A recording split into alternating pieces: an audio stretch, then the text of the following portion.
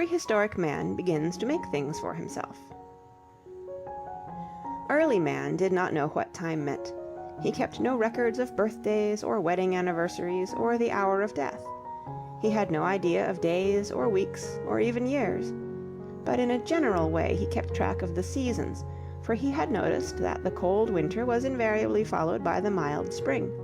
That spring grew into the hot summer when fruits ripened and the wild ears of corn were ready to be eaten, and that summer ended when sudden gusts of wind swept the leaves from the trees, and a number of animals were getting ready for the long hibernal sleep. But now something unusual and rather frightening had happened. Something was the matter with the weather. The warm days of summer had come very late. The fruits had not ripened. The tops of the mountains, which used to be covered with grass, now lay deeply hidden underneath a heavy burden of snow. Then, one morning, a number of wild people, different from the other creatures who lived in that neighborhood, came wandering down from the region of the high peaks. They looked lean and appeared to be starving. They uttered sounds which no one could understand. They seemed to say that they were hungry. There was not food enough for both the old inhabitants and the newcomers. When they tried to stay more than a few days, there was a terrible battle with claw-like hands and feet, and whole families were killed. The others fled back to their mountain slopes and died in the next blizzard. But the people in the forest were greatly frightened. All the time the days grew shorter, and the nights grew colder than they ought to have been. Finally, in a gap between two high hills, there appeared a tiny speck of greenish ice. Rapidly it increased in size. A gigantic glacier came sliding downhill. Huge stones were being pushed into the valley. With the noise of a dozen thunderstorms, torrents of ice and mud and blocks of granite suddenly tumbled among the people of the forest and killed them while they slept. Century-old trees were crushed into kindling wood. And then it began to snow. It snowed for months and months. All the plants died, and the animals fled in search of the southern sun.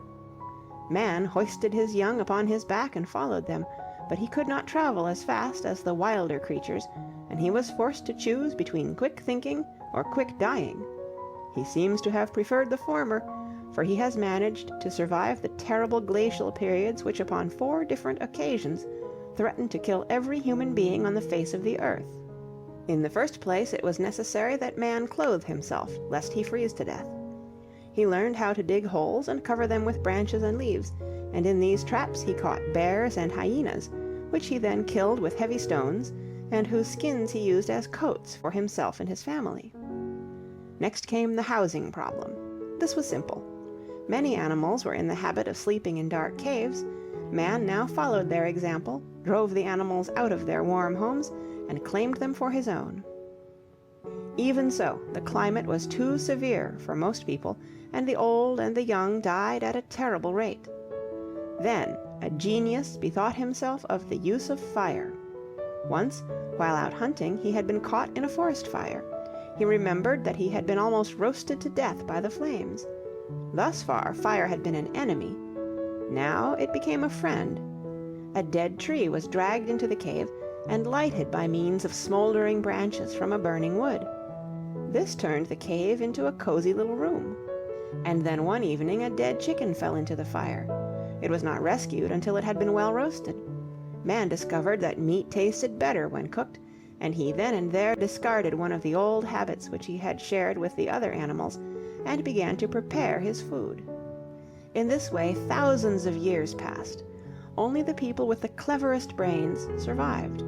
They had to struggle day and night against cold and hunger. They were forced to invent tools. They learned how to sharpen stones into axes and how to make hammers. They were obliged to put up large stores of food for the endless days of the winter, and they found that clay could be made into bowls